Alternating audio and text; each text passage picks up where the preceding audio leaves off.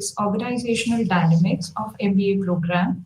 We will be covering Block 1 of Organizational Dynamics and Overview. Under this, we have two units, Organizational Dynamics, that's the understanding, and second is Group Dynamics.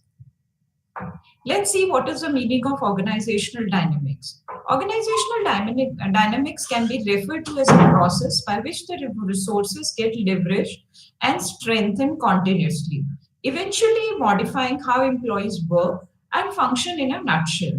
How the organization functions to promote improved work practices, human relations, and indulging in agility and overall learning practices.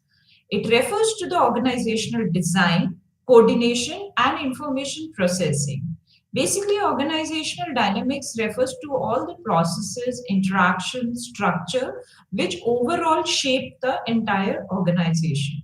The organizational design must take the smaller tasks and club them together to form and coordinate with a more significant undertaking.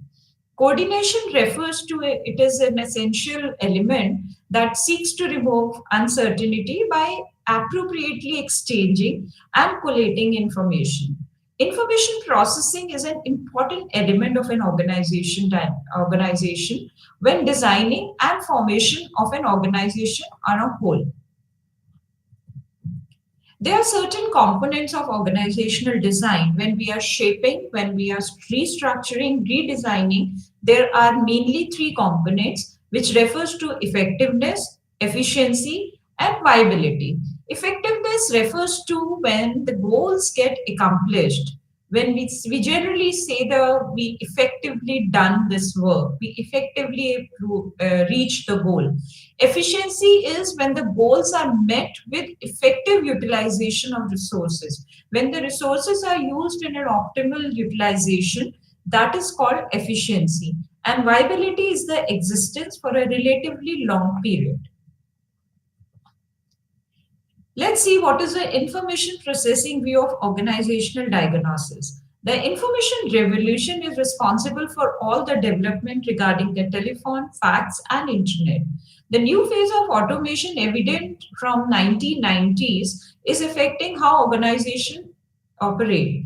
Precise planning and communication are essential since customer interaction and suppliers must be catered to on a daily basis. The uncertainty makes it difficult for the organization to look for a fixed design. Since the cost of information-based processing has been reduced, it has led to learner organizations that can sustain themselves with less inventory and employees. Investing in the technological side of an organization pays returns for the management and the employees.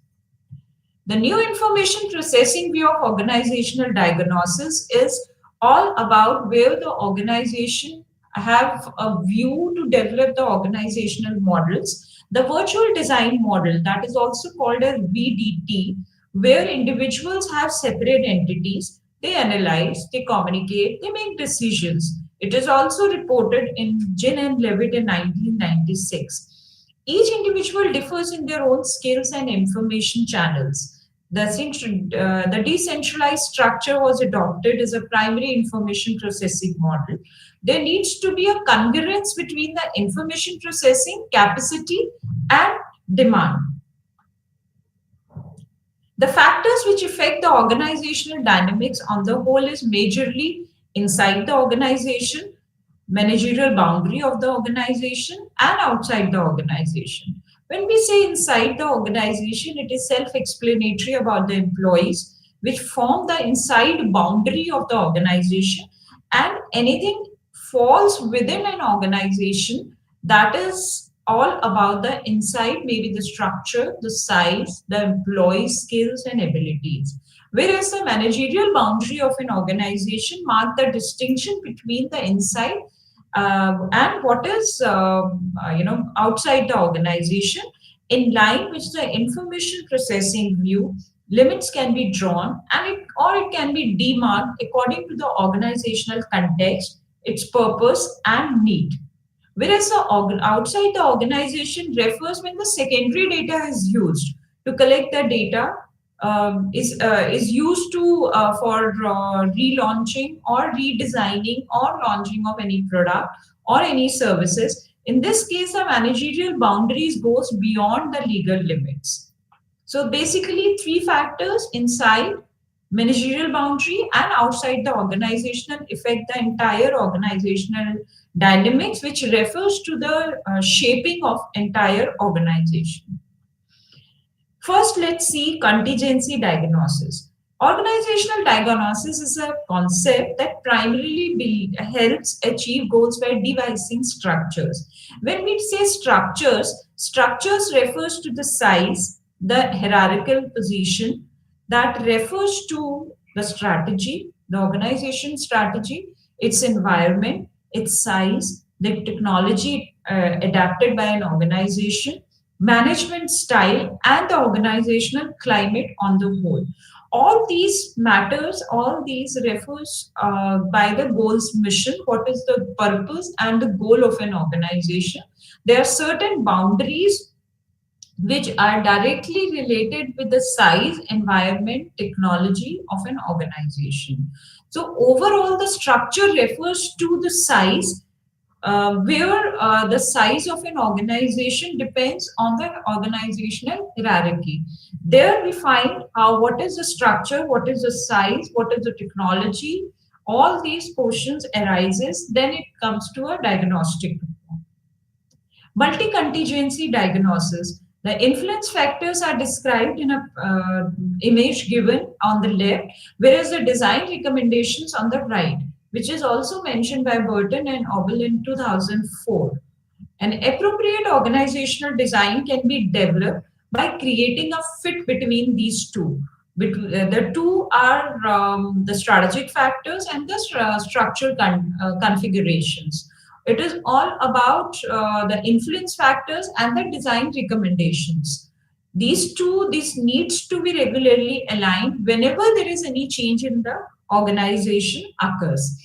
The strategic factors, leadership and management styles, organizational climate, size and skill capabilities of an employees, environment, technology, and strategy refers to an influence factor, whereas the design recommendations refers to the formalization, centralization, incentives, rewards, organizational configurations, coordination, and control. This fit criteria basically refers to on the base of effectiveness, efficiency, and viability, which has already been discussed. There are certain design fits when we talk about the fitment. First is contingency fit. Contingency fit can be successfully achieved when the knowledge base gets effectively if then statement. It is an essential element when it comes to achieving good organizational performance. Whereas a strategic fit is a turbulent environment witnessing a dynamic change in the external factors or maybe from the outside environment. It makes sure to engage in the technologically advanced strategy. Organizational internal situation should be congruent with the changes outside and not vice versa to achieve effectiveness. There is standard technology in a turbulent environment would not fit to gain a strategic fit. Design fit refers to notion of equifinality. For instance, the contingent factors may come up with a situation that denotes more than one property of an organization structure. The idea is to choose the best possible combination that could be selected from all the others. The total design fit refers to the most challenging for every organization of all the comparative to all the other fits. It argues that different three types of fit should be appropriately met. It requires the design to consistent according to the external demand and design recommendations. When we say if then rules, which is given by the Duncan's knowledge base and also given by Burton and Obel in 2004, if the environment complexity is simple and environment change is static, then the organization structure is functional. If the organizational complexity is simple but the environmental change is dynamic, then the structure is mixed functional. When the environmental complexity is complex and environmental segmentation is present and environmental change is started, then the organization structure is decentralized. Environmental complexity, in case of environmental complexity is complex and environmental stagnation is present and environmental change is dynamic. The organization structure is mixed, decentralized.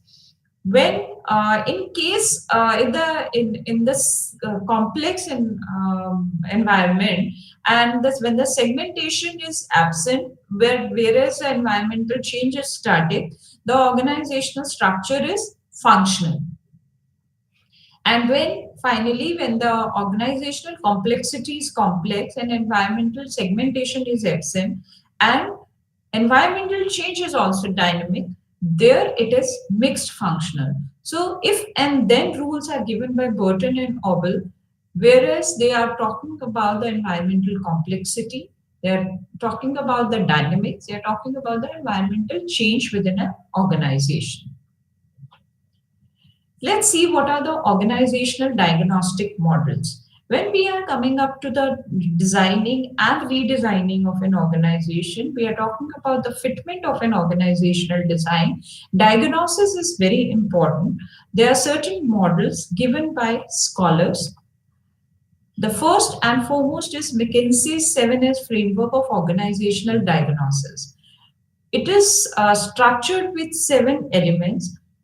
Out of that, there are hard elements and soft elements. Strategy, structure, and systems are hard elements, whereas the skills, staff, style, and shared vision values are soft elements. When we talk about the strategy, strategy refers to entire vision of an organization work in a very complex manner. It is refers to the policies, the framework of an entire organization. The structure refers to the hierarchical position, or maybe the structure, the organization structure of an organization. The systems refers to the processes of an organization. The skills refers to the skills, abilities, and knowledge of of the people, of the employees employed in an organization. The staff refers to the number of employees, refers to the job description, refers to the job specifications they are working on. The style refers to the managerial styles, it refers to the working style of an employee, whereas the shared value refers to the collaborative work where they are sharing the vision, the mission of an organization. So McKinsey gives 7S framework where the organizational diagnosis can be done on all these 7 elements, out of which three are hard elements, which are very specific, and it refers more towards the top management portfolio, whereas the rest of the four are towards the employees' portfolios. Second is J. Galbraith star model. J. Galbraith star model refers to the 5 elements: strategy, structure, business processes, which and the lateral links, HR management, and reward system. The reward system refers to the compensation. It is all interrelated. It is all related with one and another.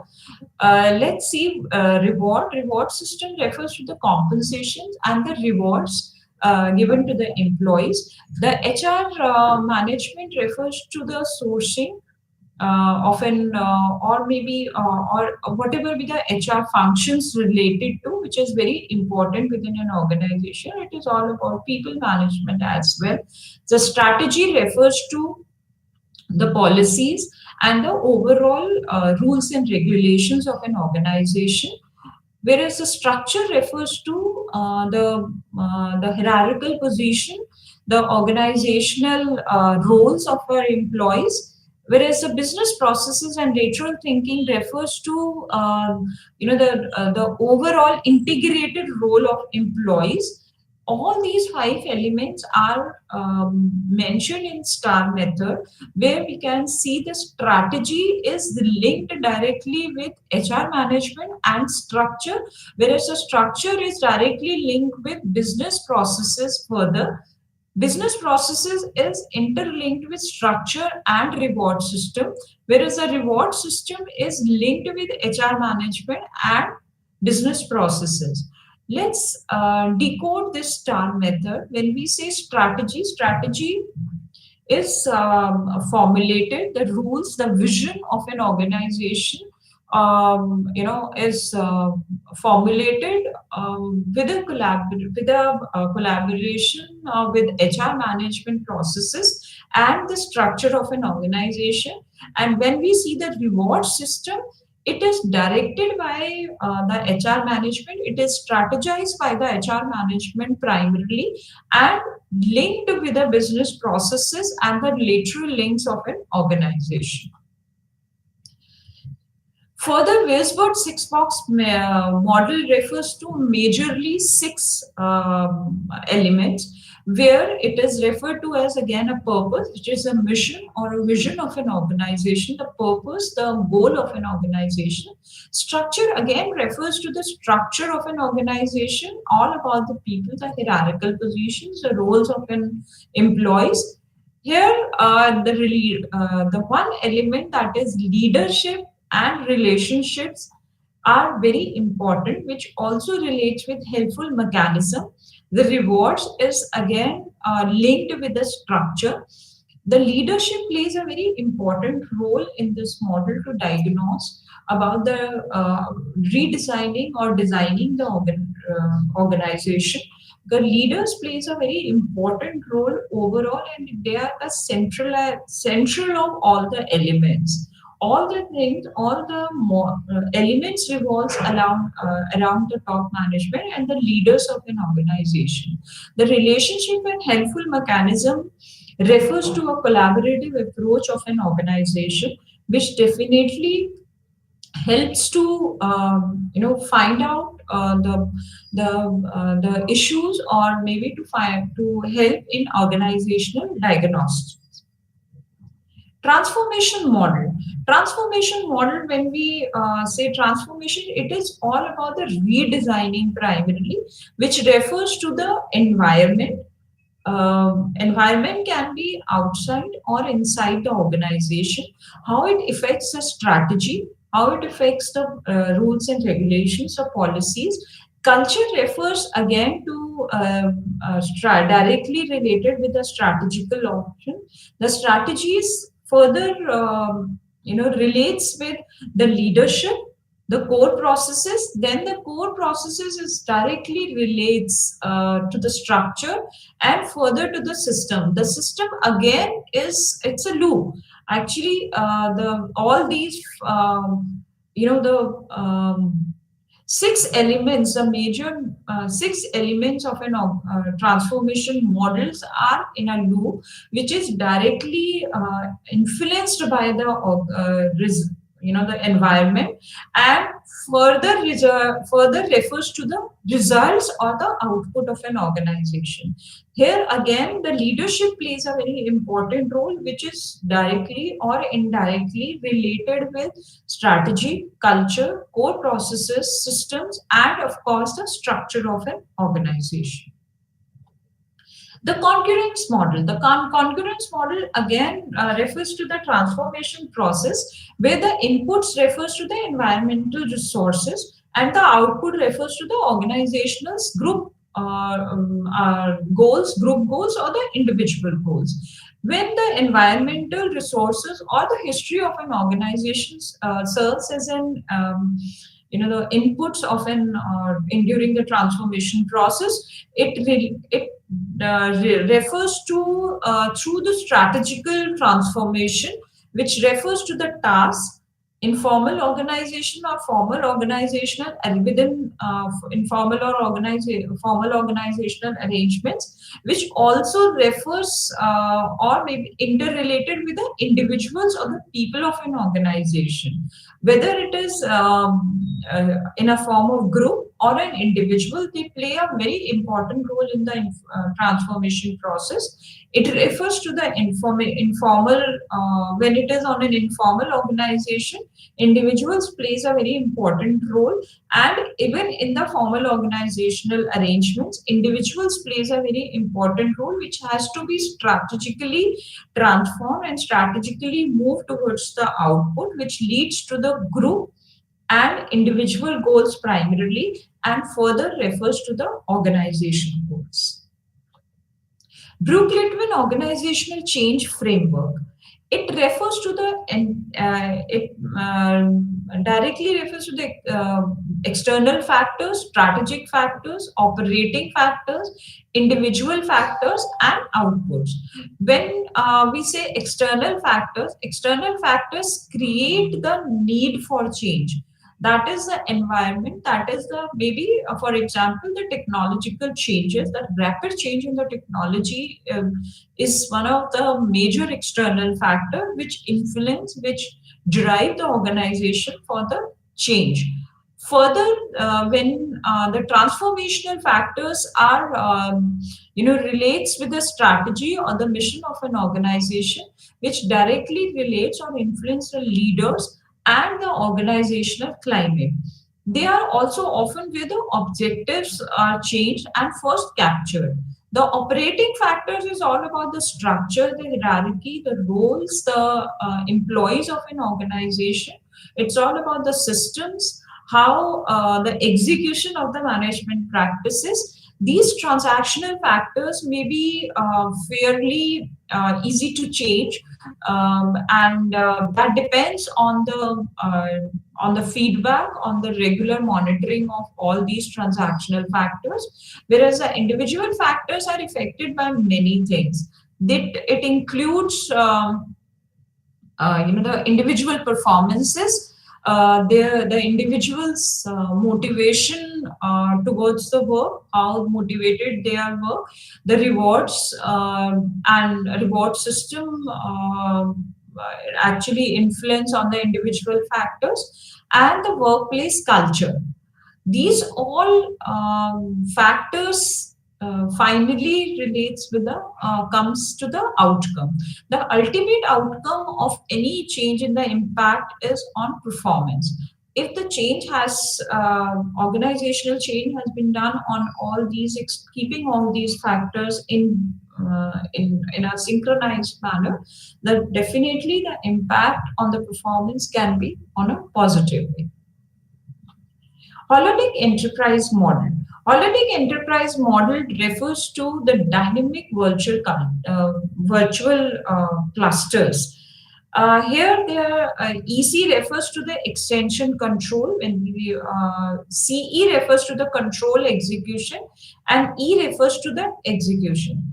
Holic enterprise refers to an enterprise where the resources are all interrelated. Resources here means the resources of from an individual point of view, from a group or the organization. It is all about the resources which are very controlled execution, and some resources are execution control, and some are only the execution. When we say only execution, execution refers to only the operative part of an organization, whereas the execution control refers to the top management, and the CE, that is a control execution, refers to the managerial level of an organization.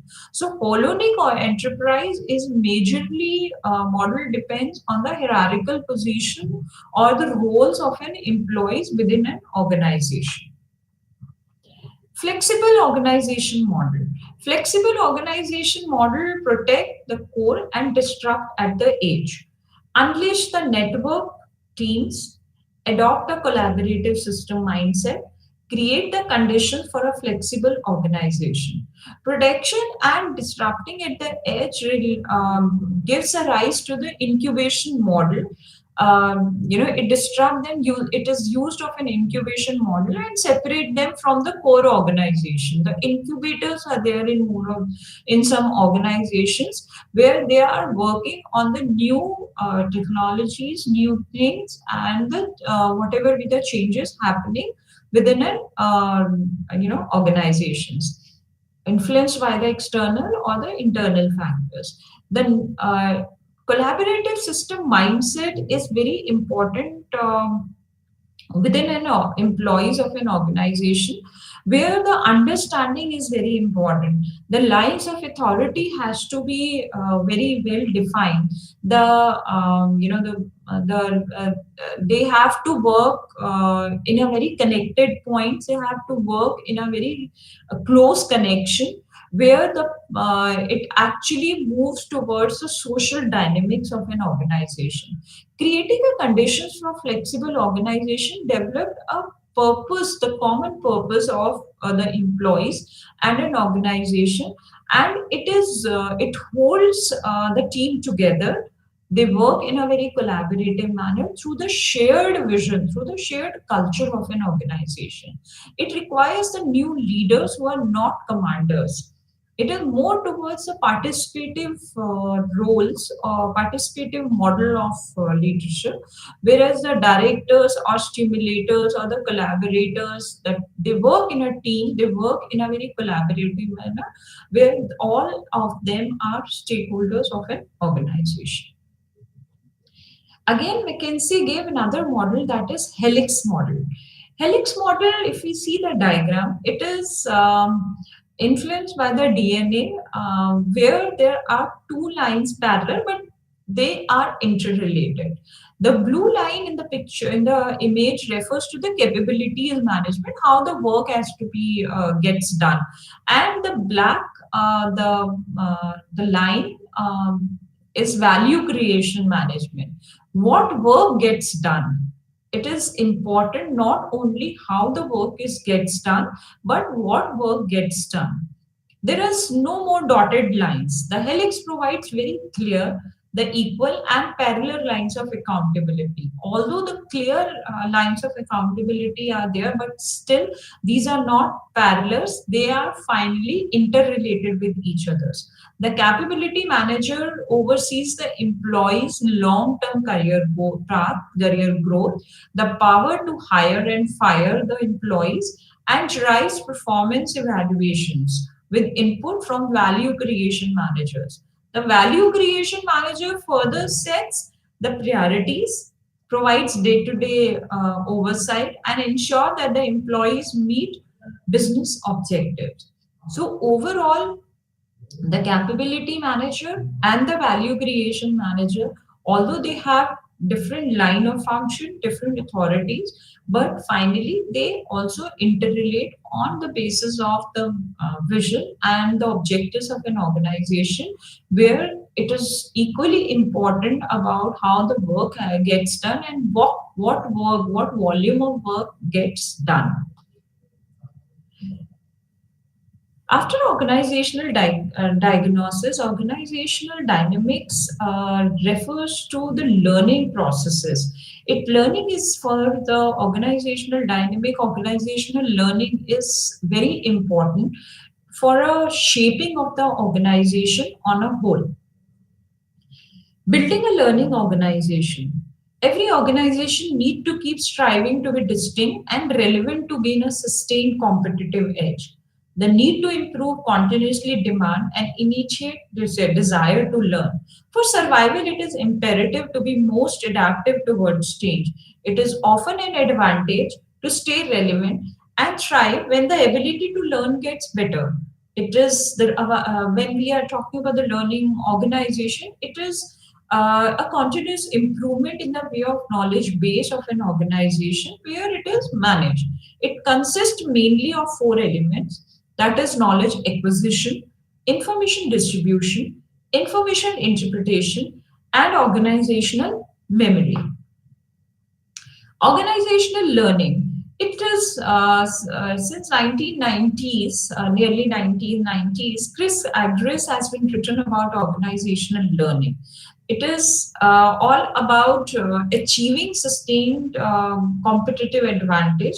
It is important to be organizational learning in a very, with a rapid change in the technology as well as in the entire processes and systems of an organization. The rise of corporates in Japan in those years made organizational learning the most potent force. The pressures of rising technology, consumer demands, e commerce, globalization, and finally the emphasis on quality. The quality is not to be compromised. There, they force the organization to cope up with the learning methods aggressively. The need to grasp new knowledge and practical skills and cultivate the capacity to learn all the essentials when it comes to gaining that competitive edge. It is very important to have organizational learning. To learn from Japan is to learn how they operate amidst the rising competition. We learn from Japan culture and Japanese learning methodologies. We overall the world is influenced by the way they focus on the quality and the knowledge gaining. The ability with which they learn, they adapt and move helps in achieving improvement and overall functions. Knowledge management and organizational is very closely knitted. It is essential to reflect on the meanings to clarify what knowledge and learning imply. Knowledge is a crux of what all individuals already know. On the other hand, learning is continuously adds or modifies and change in the organizational what they already know. Therefore, to make the knowledge base increase meaningful, it is vital to consider learning a dynamic process. The increase in efficiency is measured by use of learning curves, which is given by Ergot in 1999. Organizational learning is when the entire learning process gets implemented and new knowledge base is created each time. This whole process gets renewed each time a new process gets executed and results in increased value for the entire organization. Knowledge management is expanding the capacity and capability relating to information, the skills, the creativity, so that the organizations become more effective and efficient. The design of knowledge management system includes altering the processing of the data. Organizational learning and learning organizations. These are very this seems to be very almost the same terms, and it is very closely related with each other. Organizational learning refers to the concept which is used for certain type of activity that takes place in an organization, whereas a learning organization refers to a particular type of organization in and of itself. Learning in this manner is a slow and a gradual process that systematically transforms itself regularly with the involvement of all the employees. Different schools of thoughts have written about organizational learning and the range of disciplines, which is multidisciplinary. It covers psychology, it covers organizational theory, sociology, and cultural anthropology. The fifth discipline in 1990 was given by Sengi, mastered the concept of five attributes that are needed for any organization to become a learning organization. This is personal mastery, mental models, shared visions, systems thinking, and team learning. Personal mastery is the attribute given which is focused on the employees entirely. It reflects the journey of employees in attaining growth in terms of their knowledge, skills, and abilities. The shared vision refers to it is an attribute which reflects the ability to think about the future in a typical lens. It provides a sufficient foundation to work towards a common goal and direction. Mental models refers to the beliefs and the way they are wired to perceive any situation. Team learning refers to the gradual transition from attaining collective learning in an organization, creating a learning organization or any organization to be as a learn through dialogue and discussions. It becomes crucial to focus on collaborative learning, where it is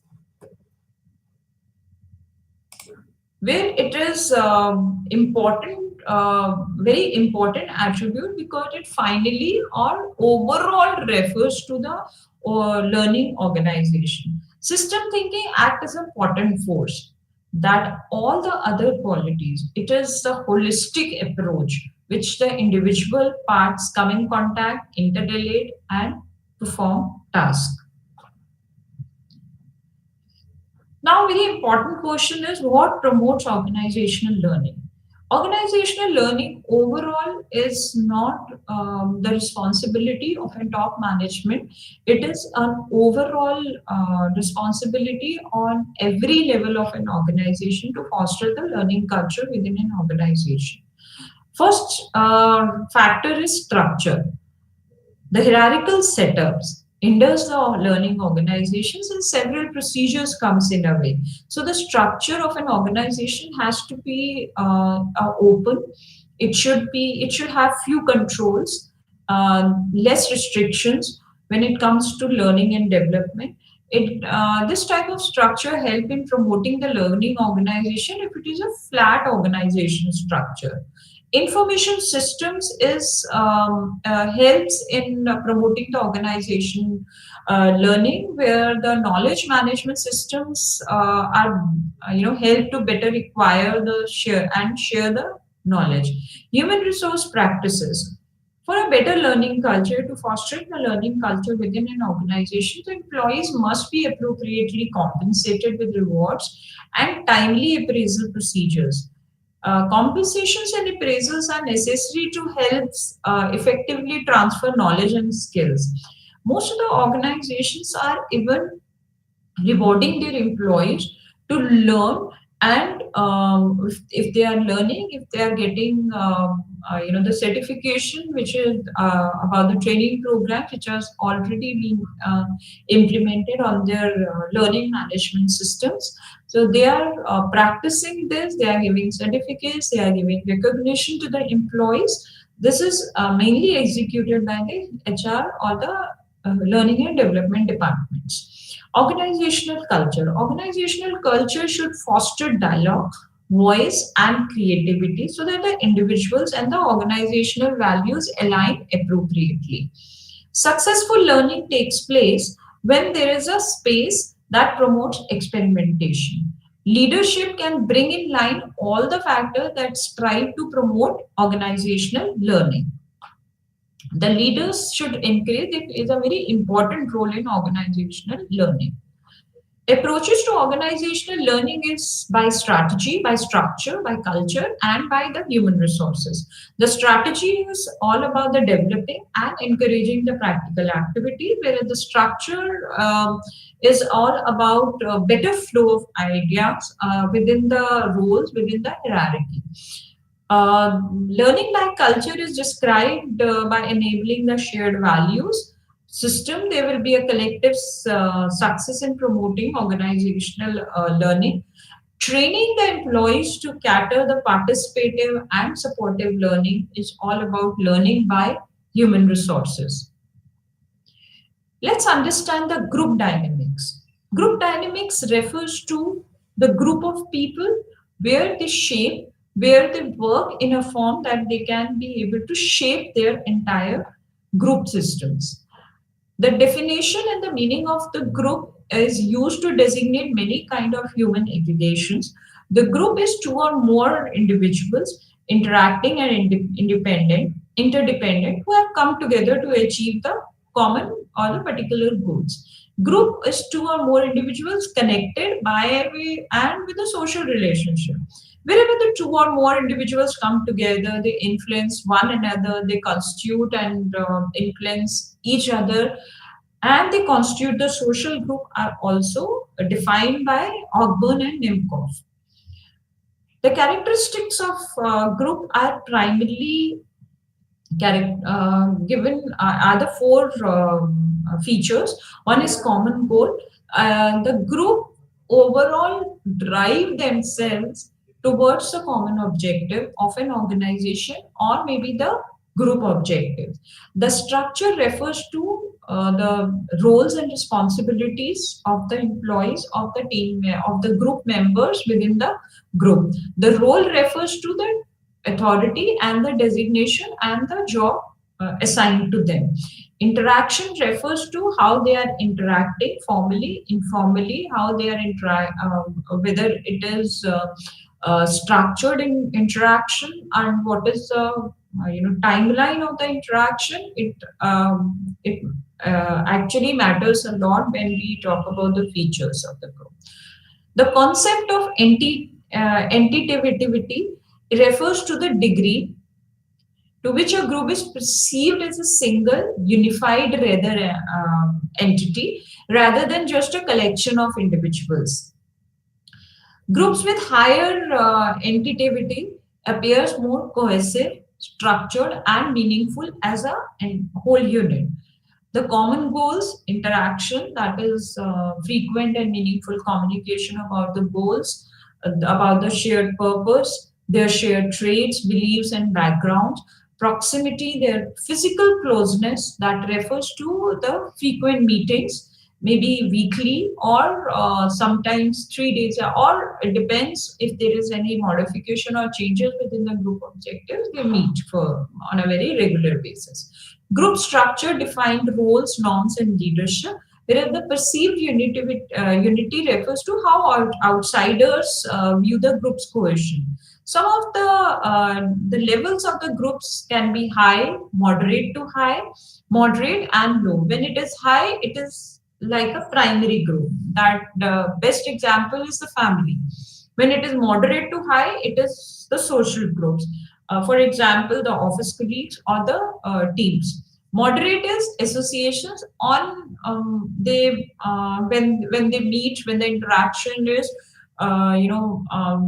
maybe quarter or 6 months or monthly basis. This is more towards the organization or the clubs. The low is social, refers to the social categories where it is categorized in age groups or the genders. The functions of group have three perspectives given by McGrath in 1997. The systems perspective, the structural perspective, and functional perspective. System perspective considers groups complex sets of interdependent components influencing members' thoughts, feelings, and actions. The structural perspective examines how groups create enduring patterns and consistencies in social settings, including norms, roles, and regularize patterns in communication and influence. The functional perspective refers to the tools of people to achieve goals that require collaboration among many of them. Majorly, the four type of groups. When we say primary group, it is very small and they have very strong emotional ties. They have face-to-face interaction, frequent interactions are there. Long-term relationships is maintained. Whereas a social group is mainly primary or secondary, or interaction may be formal or informal. That depends on the group members. Association is all about the formal group, the organized and the structured group with specific goals and often governed by rules and regulations. For example, the political parties, the trade unions, the professional organizations. These is more goal-oriented and structured. The members have specific criteria, whereas the social category, the collection of individuals or the group of people where they share the common traits. For example, the age groups, the teenagers, there we can find some social category where there are senior citizen clubs, or maybe the teenagers, are come together and they go for a party, or they work on one specific project. So they are the gender groups, even the ethnic groups are the example. This people may not interact in this virtual world. They may not interact physically, but yes, they are influenced by the social categories, or by the identities. There are certain theories of group formation. First is propinquity theory, which is the most fundamental theory explaining affiliation. This means the individuals affiliate with one another because of the spatial and the geographical proximity. In an organization, we have seen the employees who work in the same area of the plant or office, or managers with office close to one another would probably form groups more than those not physically located. This next is Homan's theory, which is given by George Homan. Groups develop based on the interactions, the activities, and the sentiments. The interaction is an event in which an action of a man was stimulus for an action of another, whereas the sentiment is a behavior. It is an expressive of person's attitude towards another person, which includes the liking and disliking for individuals, approvals or disapprovals of the thinking of the things they do. And the activity refers to any action, whatever be the actions they are taking, they are performing, that may not require interactions with others, or they express interpersonal sentiments. This theory means when the individual shares everyday activity, they will have more interaction, will develop attitudes, positive or negative, towards each other. The primary element of this theory is the interaction of an individual involved. In most of the organizations, the interaction is done on the formal organization done as a regular meetings, maybe virtual or face-to-face meeting within an organization, which is a mandate. In some of the organization, the first interaction, when they come to the office, they greet everyone, they talk to everyone for 5-10 minutes. They interact with each other about knowing about each other, about the health or the family. They just talk very informally. So this promotes the positive organization culture within an organization, where everybody knows more or less everyone, and they express, they perform. Maybe they are within the team or they are not within the team. So the organizations are promoting the interactions and the activities which directly influence the individual to form a good groups. Social exchange theory. People apply economic principles when evaluating relationships, consciously or unconsciously, conducting cost benefit analysis and comparing alternatives. Then try to maximize the rewards they obtain from a relationship and minimize the cost. The social exchange, like economic exchange, people seek profit. They are disturbed when there is no equity in an exchange, or where others are rewarded more at the same cost incurred by the individual. These profits can be measured in short term or cumulatively. The value of cost and rewards are highly subjective. It depends on the organization to organization. It depends on how the organization structured and the strategies and the systems work for the reward and incentives policies. The perception that exchange relationship will be positive is essential if individuals are to be attracted and affiliate within a group. Social identity theory. Social identity theory is given by Henry Tedgefield, who suggests that individuals get a sense of identity and self-esteem based on the membership in salient groups. The nature of the group may be demographically, culturally, or organizationally based. Individuals are motivated to belong to and contribute to identity growth because of sense of belongingness and self-worth membership in the group imparts.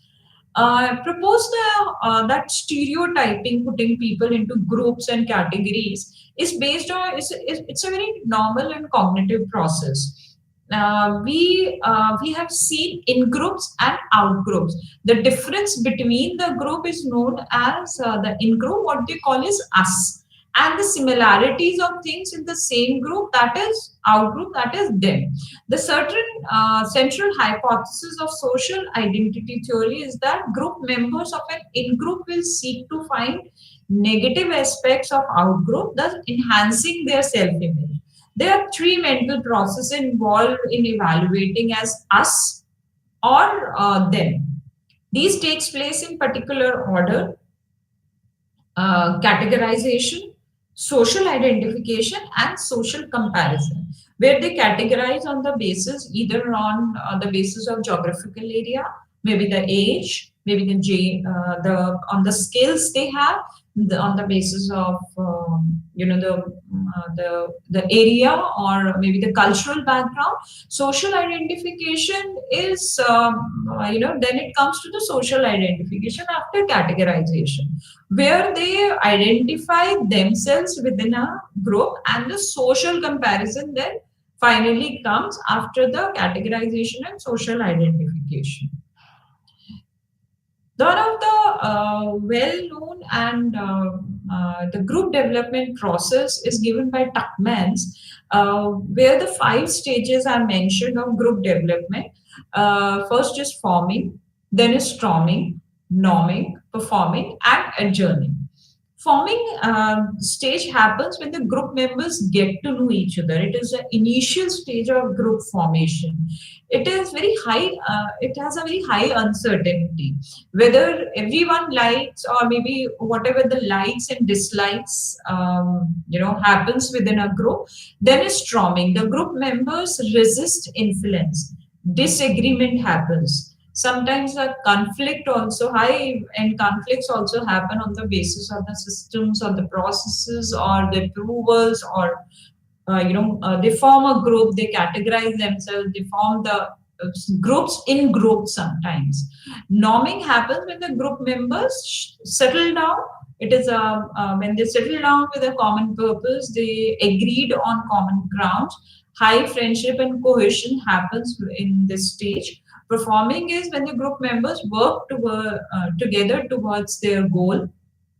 It is more performance oriented relationships maintained during this stage.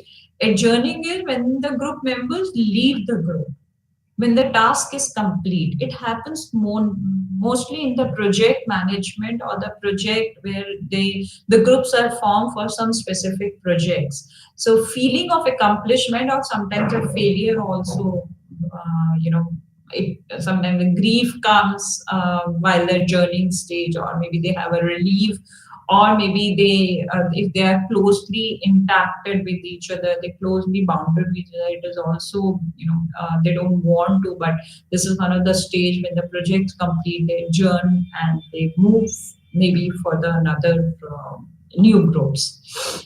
Moreland and Levin's model gave 5 generic roles in the group. It refers to prospective member, new member, full member, marginal member, and ex-member. Prospective members are, they are the group to decide whether to commit. The new members learn the norms and practices of the group. Full member is thoroughly socialize and now negotiate about the roles within the groups, the rules and regulations of the group. Marginal members can drift out of the step with group life, or maybe re-socialize if they drift back again. Ex-member is who left the group, but the previous commitment has an enduring effect on the group and the ex-members. The group structure is basically bifurcated in group size and group role. Group size refers to the number of people in the group, whereas the role refers to the work group, maintenance work roles, maintenance role, and blocking roles. Work roles refers to the job descriptions and the work assigned to them, whereas the maintenance role further divided under harmonizer gatekeepers, conscious, and compromisers. Whereas the blocking roles are within the group are some people you can see aggressors, some are blockers, and some are comedians. When we say aggressors, aggressors are those people who played a role where they are always in aggression. They are disagreed on the vision or the objective of a group. Blockers are known to be those people who always have blocks. So those who always disagree on everything, whatever is happening within a group. And the comedians are who come and enjoy the group and then they go. Whereas the maintenance roles are more towards whatever role they are trying to maintain the entire group, which some people maintain the harmony within the group. They are known as harmonizers, gatekeepers, who really see who is coming, who is staying with the group, and what kind of you know uh, the intentions they have. Then there are compromisers within the group who compromise with to just to maintain the harmony or to maintain the group overall. So the roles are very important within a group of each member, and they are characterized. Sometimes they are known for these roles. Belbin's team role refers to shapers, implement, the company worker, completer, or finisher. Some within a team or within a group, some people work as coordinators, some people work as team workers, the resource negotiators, and there are certain other roles which are given as a monitor or an evaluator. Some roles are specialist role um, within a group, within a team, and some people these are given the 9 roles which are mentioned by Belbin. They have their own strength and weaknesses. That depends on what kind of role the shaper, implementer, and finishers are more towards action oriented roles, whereas the coordinator, team worker, and resource are more towards the people driven roles, whereas the people who are given as a monitor or evaluator or specialist or plant, they are more is the central or the cerebral roles. It's more of the cognitive processes are involved, where they are more strategic, they are more imaginative, they are more creative in that. Certain norms are defined which inform to act team members within the group.